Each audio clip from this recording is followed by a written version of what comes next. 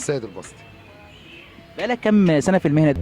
والله المهنه ده انا من وانا عندي 8 سنين وانا فيه.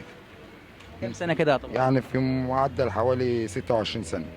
البورسعيديه عاوزين يعرفوا منك طريقه التمريه والزلابيه. اهم حاجه في الشغلانه دي النفس. هي طريقتها سهله جدا، بس اهم حاجه فيها النفس. وطريقتها سهله جدا. عارف انت بتعمل سميت البسبوسه ميه وسميت بتطبخ، دي التمريه. الزلابيه بتعمل ميه ودقيق.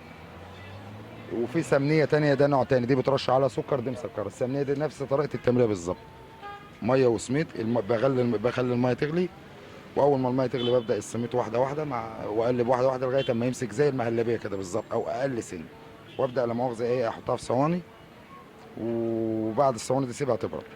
بعد كده اقطعها تبقى كده، بعد الصواني بتطلع كده الشكل دوت بعد ما تبرد. حط بعد كده في العجين ده. العجين ده بقى ده عجين تاني اسمه عجين، عندنا احنا في لغه الصناعيه عجين التهويه. ميه ودقيق زي عجينه الفطير بالظبط. بس طبعا عجينه الفطير بتتعمل بطريقه تانية عشان بيبقى شادد، ما ينفعش ايه العجين هنا ما ينفعناش شادد. العجين هنا لازم نريحه شويه، بيبقى ايه يعني خفيف سنه على عجينه الفطير. دي غير هي نفس الدقيق وكله، بس اللي عجينه الدقيق بتبقى عجينه الفطير بتبقى هي شاده شويه. بالنسبه للزلابيه بقى؟ الزلابيه بعملها بميه ودقيق وبحط لها خميره، وبتبقى يعني العجنه ما تبقاش شاده قوي. ليها خميره ولا حاجه؟